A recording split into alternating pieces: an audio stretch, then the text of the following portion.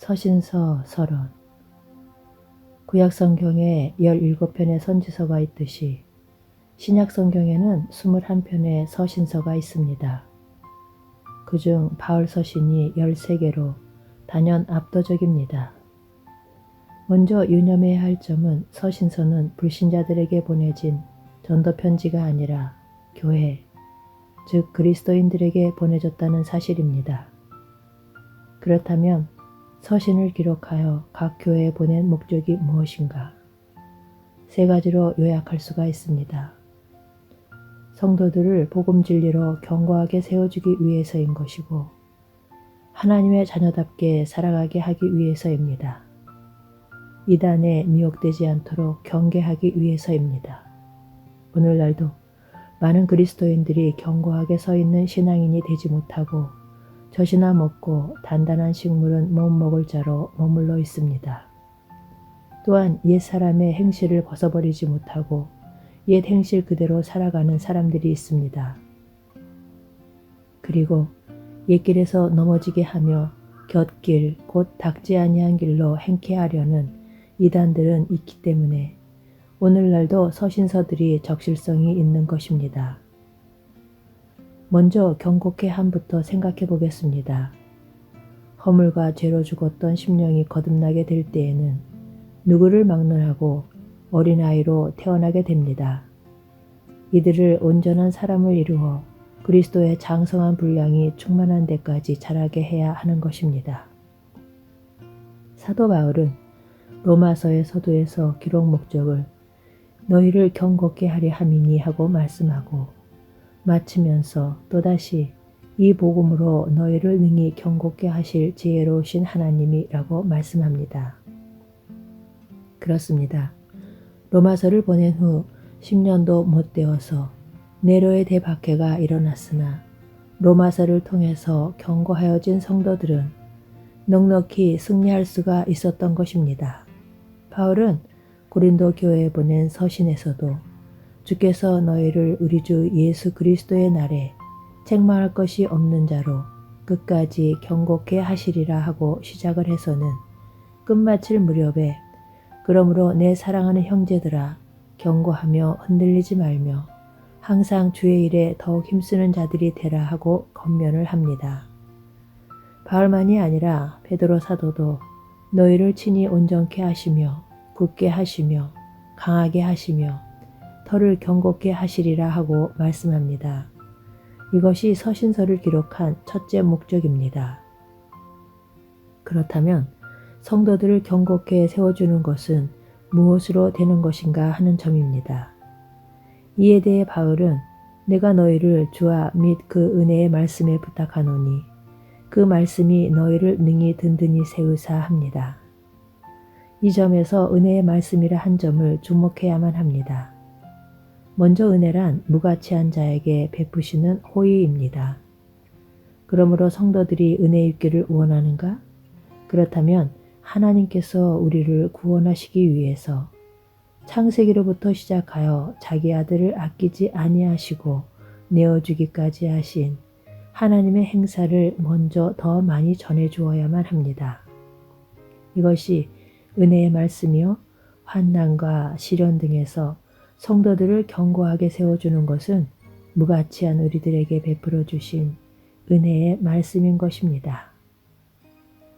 우리가 행해야 하는 것은 윤리이지 은혜의 말씀이 아닙니다. 누가복음 24장에 주를 따르던 두 제자가 낙심을 하고 고향으로 내려가는 장면이 있습니다. 그들에게 나타나신 주님은 어떻게 하셨습니까? 미련하고 선지자들의 말한 모든 것을 마음에 더디 믿는 자들이여, 그리스도가 이런 고난을 받고 자기의 영광에 들어가야 할 것이 아니냐 하시고, 이에 모세와 및 모든 선지자의 글로 시작하여 모든 성경에 쓴 바 자기에 관한 것을 자세히 설명하시니라 합니다. 바로 이것입니다. 이것이 은혜의 말씀이요 주님이 하신 이 방법만이 성도들을 견고하게 세워주는 것입니다. 다시 강조합니다만 창세기로부터 시작하신 구원 계획을 계시록에 이르러 이루었도다 하고 완성하신다는 하나님의 구원 계획과 언약하신 바를 반드시 지켜주신다는 하나님의 신실하심만이 성도들을 견고하게 세워주는 은혜의 말씀인 것입니다. 건축에 있어서 하자는 보수하면 되지만 부실공사는 건물 자체가 무너질 우려가 있는 것입니다. 성경은 사랑하는 자들아 너희는 너희 지극히 거룩한 믿음 위에 자기를 건축하며 하고 말씀하는데 오늘의 신앙이 부실공사와 같지 아니한가 우려되는 바가 있습니다. 다음은 하나님의 자녀답게 살아가야 하는 실천 윤리입니다. 이구동성으로 교회의 세속화를 한탄합니다. 그 원인이 어디에 있는가? 윤리적인 교훈이 부족해서가 아닙니다. 율법은 우리에게 구원만을 주지 못한 것이 아니라 성화도 주지 못했다는 점을 명심해야만 합니다. 그러므로 윤리 자체는 삶을 변화시키지 못합니다. 기독교 윤리가 다른 윤리와 다른 점이 어디에 있습니까? 사도 바울은 로마서에서 1장에서 11장까지 하나님께서 자기 아들을 통해서 행해 주신 교리, 즉 복음을 말씀한 후에 그러므로 형제들아 내가 하나님의 모든 자비하심으로 너희를 권하노니 너희 몸을 하나님이 기뻐하시는 거룩한 산 제사로 드리라 하고 말씀합니다. 실천 윤리는 이 그러므로에 연결이 되어 있어야만 힘을 발휘할 수가 있는 것입니다. 그러므로가 끊어진다던가 확고하지 못하면 몸으로 드리는 거룩한 산 제사도 실패하게 되는 것입니다. 주님은 우리가 어떻게 하여야 하나님의 일을 하오리까 하고 묻는 무리들에게 하나님이 보내신 자를 믿는 것이 하나님의 일이니라 하고 대답하셨습니다.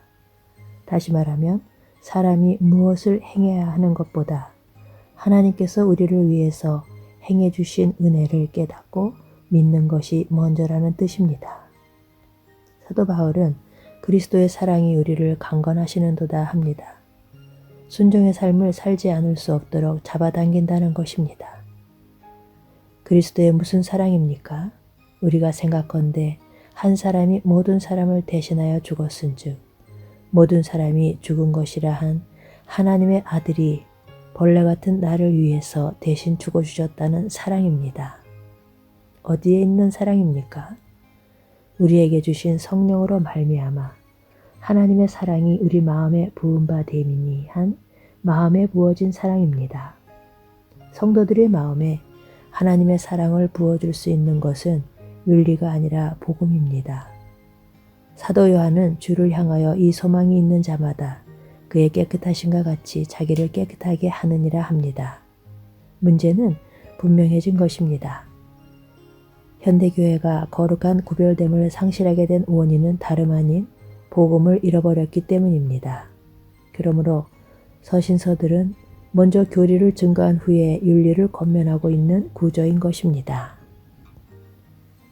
다음은 거짓 교훈에 대한 경계입니다. 유다서 1장에서 3절에서 4절을 보면 사랑하는 자들아 내가 우리의 일반으로 얻은 구원을 들어 너희에게 편지하려는 뜻이 간절하던 차에 성도에게 단번에 주신 믿음의 도를 위하여 힘써 싸우라는 편지로 너희를 권하여 할 필요를 느꼈노니 이는 가만히 들어온 사람 몇이 있음이라 합니다.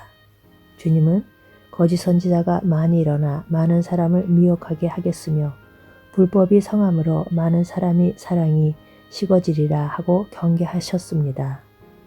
바울이 내가 선한 싸움을 싸우고 나의 달려갈 길을 마치고 믿음을 지켰으니 한 선한 싸움을 목회 서신적인 문맥으로 보면 불신자들에게 선교를 하다가 당한 고난을 가리키는 것보다는 복음을 보수하기 위한 싸움임을 인식하게 됩니다. 오늘의 상황은 더욱 악화되어 있습니다. 복음 전도자는 복음을 전하는 자입니다. 복음을 보수하는 자입니다. 복음을 변증하는 자입니다.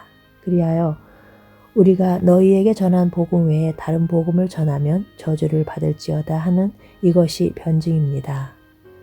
바울은 순교를 당하기 전 기록한 마지막 서신에서 디모데에게 우리 안에 거하시는 성령으로 말미암아 내게 부탁한 아름다운 것을 지키라. 즉 복음을 보수하라 명합니다. 내게 들은 바를 충성된 사람들에게 부탁하라. 즉 가르치라 명합니다. 너는 말씀을 전파하라. 때를 얻든지 못 얻든지 항상 힘쓰라 명합니다. 형제여, 주님께서 우리를 영접하시려 다시 오시는 날까지 견고하여 흔들리지 말며 항상 주의 일에 더욱 힘쓰는 자들이 되시기를 기원합니다. 아멘.